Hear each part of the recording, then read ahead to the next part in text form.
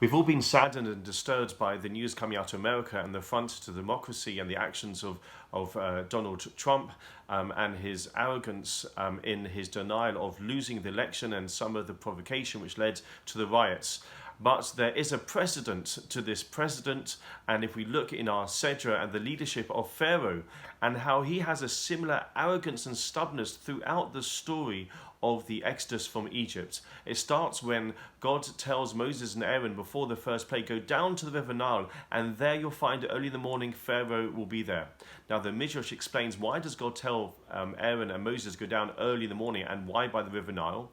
So it informs us that Pharaoh has this arrogance that he is some sort of deity, and he has this pretense that he doesn't need to do his bodily functions. So God says, go down there early in the morning because there you'll find Pharaoh. Can you imagine the arrogance that he's willing to go through so much pain in order to cover up that he has some sort of divine and he doesn't need to do his bodily functions? We see further with the plague of frogs, the whole of the Egyptian palace, all the people and the household of Pharaoh have been affected by these plagues of frogs. And at the end, he has the arrogance to say that, when he come to remove the plague, when Moses offers him, says, you know what, let's see if God can do it tomorrow. He obviously tried to outsmart God. And through his arrogance, he caused his nation to have one more day of suffering. Now, the idea and what we can learn from this is the issue of ego. There's a verse presented in the Sedra of Et Hanan when Moses is giving over to the Jewish people, recounting the story of the giving of the Torah on Mount Sinai. And it says there that I was standing between Hashem and between you.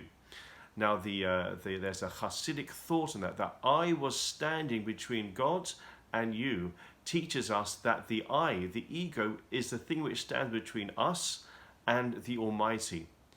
The biggest spiritual pathway for us to work on, as epitomized by Moses, as opposed to Pharaoh and possibly President Donald Trump, is the pathway of humility.